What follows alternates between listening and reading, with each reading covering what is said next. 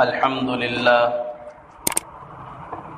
لله نحمده ونستعينه ونستغفره ونؤمن به ونتوكل عليه ونعوذ بالله من شرور أنفسنا ومن سيئات أعمالنا من يهده الله فلا مضل له ومن يضلله فلا هادي له ونشهد أن لا إله إلا الله وحده لا شريك له ونشهد أن سيدنا ومولانا محمدا عبده ورسوله أما بعد أعوذ بالله من الشيطان الرجيم بسم الله الرحمن الرحيم يريدون ليطفئوا نور الله بأفواههم والله متم نوره ولو كره الكافرون صدق اللہ العظیم. درود پاک پڑھ رہے ہیں. اللہم صلی علی محمد.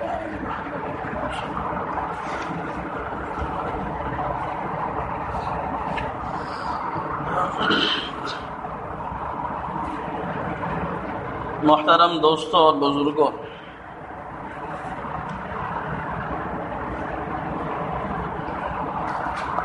یہ دین اسلام حضرت محمد مصطفیٰ صلی اللہ علیہ وسلم کی محنت سے،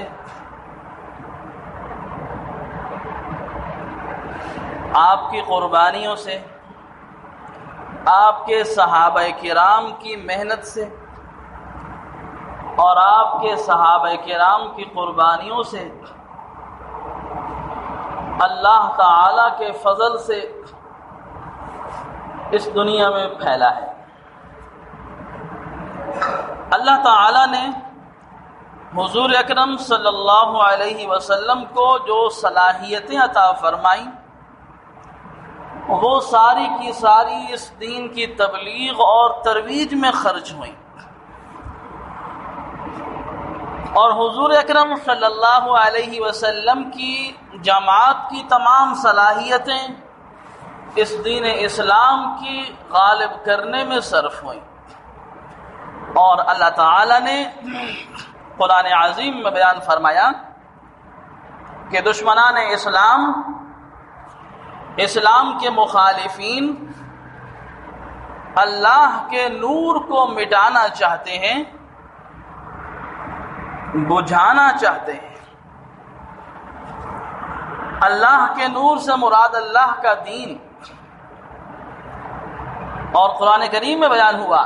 کہ اللہ تعالیٰ اپنے نور کو مکمل فرمائیں گے. مکمل کرنے والے ہیں چاہے کافر ناپسند کرے.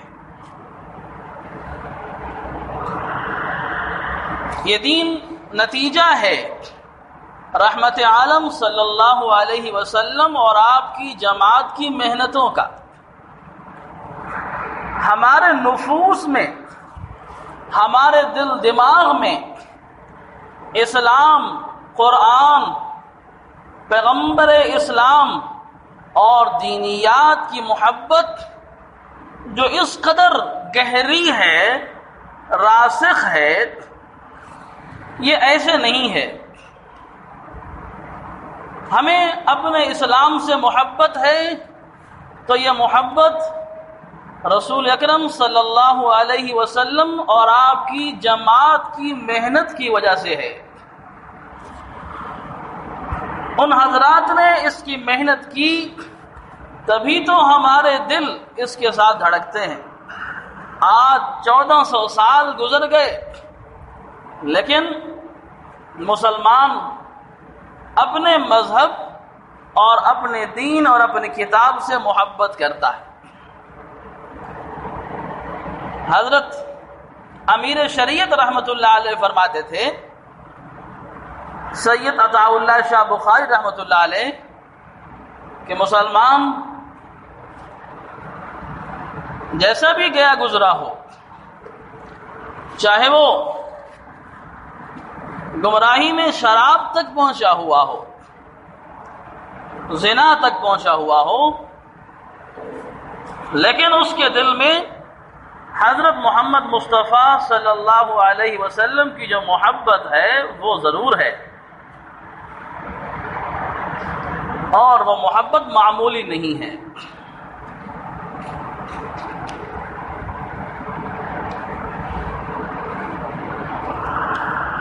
مولانا عبداللہ درخواستی رحمۃ اللہ علیہ فرماتے تھے، نور خدا ہے کفر کی حرکتوں پہ خندزن، پھونکوں سے یہ چراغ بجھایا نہ جائے گا۔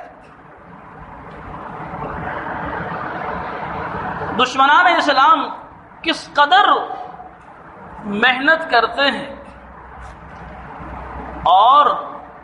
کوئی موقع ہاتھ سے نہیں جانے دیتے، اسلام کو مسلمانوں کے دل سے نکالنے کے لیے وہ ہر قیمت ادا کرتے ہیں، لیکن اللہ تعالیٰ اپنے اس دین کو اور اس نور کو مکمل فرماتے ہیں اور ہمیشہ یہ بڑھتا ہی رہتا ہے۔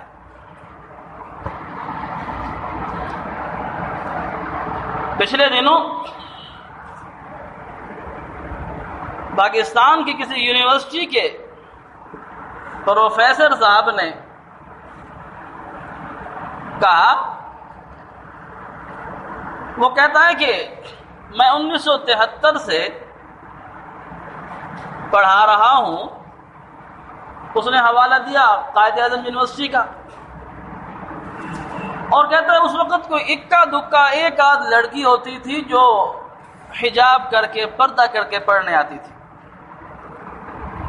اور وہ کہتا ہے اب تو بہت ساری ایسی ہو گئی ہیں۔ اور اس بدبخت نے اس پر طنز کیا، کہتا ہے کہ یہ تو نارمل لڑکیاں لگتی ہی نہیں ہیں، یعنی اس کو برقعے اور پردے کے اندر آنے والی خاتون نارمل نہیں لگتی، اب نارمل لگتی ہیں، اور اس کے بغیر بے پردہ ہونے کی صورت میں اس کو اچھا لگتا ہے۔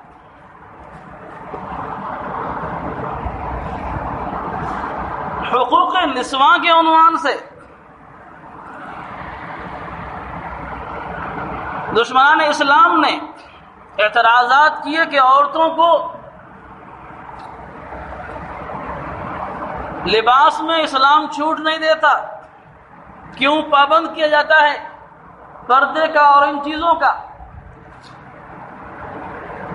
اور اگر کوئی پردہ کرتا ہے تو اس کو یہ اب نارمل کہتے ہیں۔ تو معنی یہ ہوا کہ ان لوگوں کی مخالفت اور ان کا غصہ اصل میں اسلام کے خلاف ہے، اور یہ لوگ جو کچھ بھی کر لیں اللہ تعالیٰ اپنے نور کو اور اپنے دین کو مکمل فرمائیں گے۔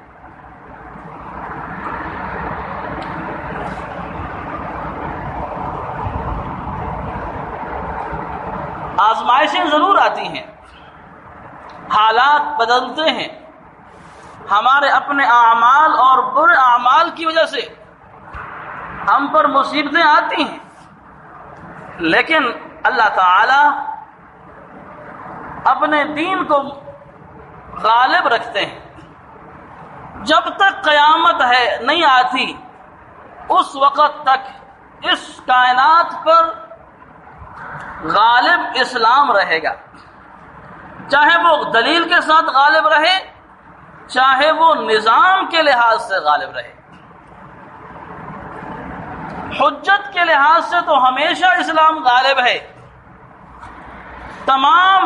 مذاہب کے مقابلے میں اسلام حجت ہے اور غالب ہے، لیکن باعتبار نافذ ہونے کے، اس کے ثمرات کے انسانیت کو ملیں، اس اعتبار سے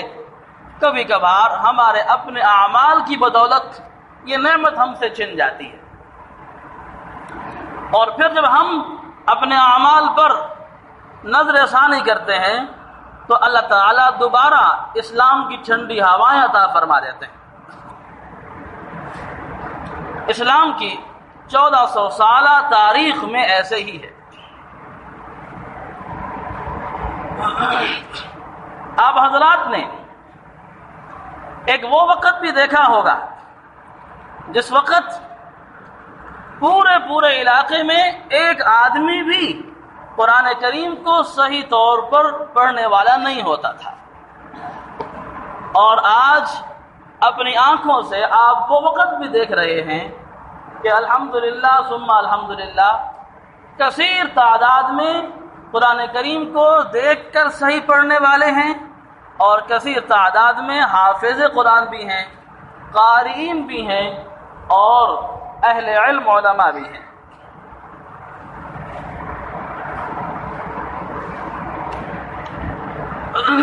قرب قیامت ضرور ہے،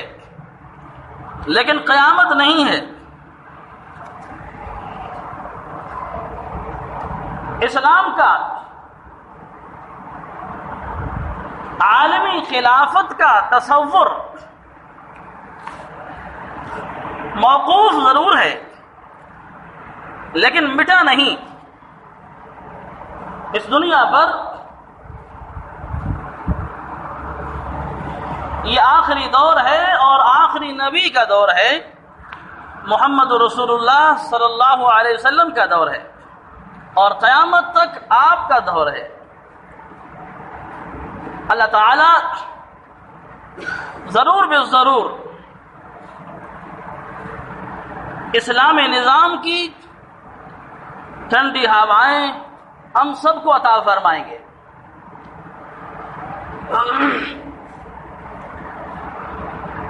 احادیث شریف میں حضرت امام مہدی علیہ الرضوان کے آنے کا جو تذکرہ ہے، وہ احادیث تسلی کے لیے ہیں، مایوسی کے لیے نہیں ہیں، اور ہم بعض اوقات ان احادیث کے مطالعے سے کچھ مایوسی کا شکار ہوتے ہیں، حالات کو دیکھتے ہیں اور سمجھتے ہیں کہ اب سیدنا امام مہدی علیہ رضوان ہی تشریف لائیں گے اور اس وقت ہی جا کے حالات درست ہوں گے۔ تحقیق یہ ہے کہ ایسا نہیں ہے۔ حضرت امام مہدی علیہ رضوان کے متعلق خلاصہ کرتا ہوں، جو احادیث میں ماحول ذکر کیا گیا ہے وہ یہ ہے کہ مدینہ طیبہ کے اندر مسلمانوں کا دارالحکومت ہوگا، اور خلافت سکڑ چکی ہوگی، اور خلیفہ وقت کا انتقال ہوگا، شورا کا نظام ہوگا، اور شورا اجلاس کرے گی نئے خلیفہ کی نامزدگی کے متعلق، اور حضرت امام مہدی علیہ الرضوان کو اندازہ ہو جائے گا کہ یہ مجھے خلیفہ مقرر کریں گے۔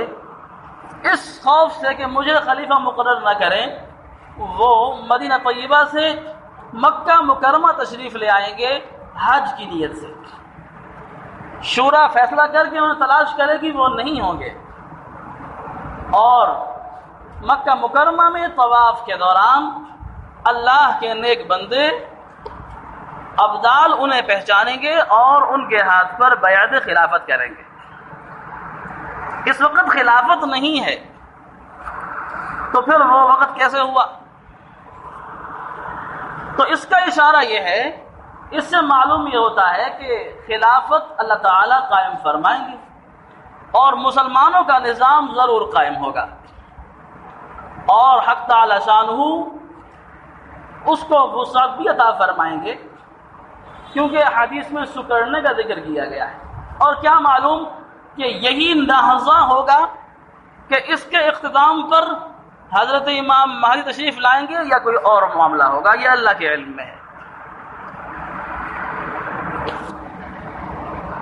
تو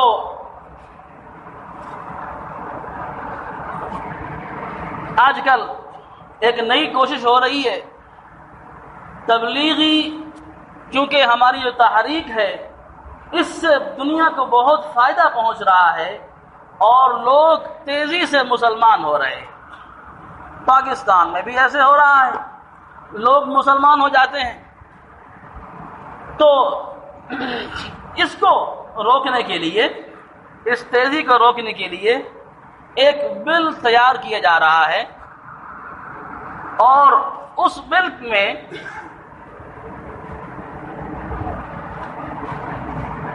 یہ بات درج کی جا رہی ہے کہ 18 سال سے کم عمر کوئی آدمی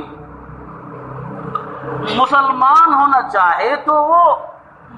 مسلمان نہیں ہو سکتا، اور اس کو جس نے مسلمان کیا وہ مجرم کہلائے گا، یعنی تبلیغ کرنے والا اس کو مجرم کہلائے گا، اور اس پر سزائیں مقرر کی جا رہی ہیں۔ اور جو 18 سال سے بڑی عمر میں کوئی مسلمان ہوتا ہے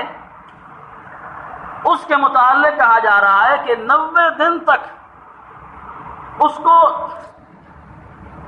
قانونی طور پر مسلمان نہیں کہا جائے گا، اور اس کو وقت دیا جائے گا کہ وہ سوچے۔ گویا یہ کہا جا رہا ہے کہ اس کے اپنے لوگ اس پر جبر کریں، اس کو دوبارہ واپس لے آئیں۔ تو یہ ایک قسم کا جو تبلیغ کے ذریعے اسلام پھیل رہا ہے اس کا گلا گھونٹنے والی بات ہے۔ اور ادھر سے پیٹرول کی مہنگائی کا شوشہ بڑا زور سے ڈال دیا گیا ہے۔ ہم ادھر مصروف ہوں گے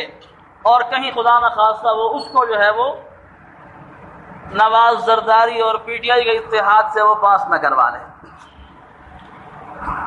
اسلام کے خلاف تو یہ سب ایک ہو جاتے ہیں۔ اللہ تعالی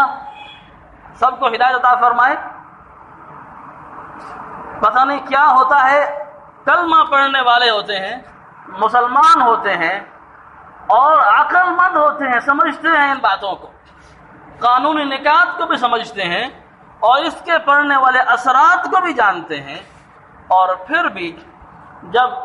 مذہب اسلام کے خلاف کچھ ریزولوشن پاس ہو رہی ہوتی ہے تو یہ سب ایک جیسے ہو جاتے ہیں۔ تو ہم سب ممکنہ اس ریزولوشن اور قانون سازی کو مسترد کرتے ہیں اور توقع رکھتے ہیں کہ ایسا کوئی بل نہیں لایا جائے گا،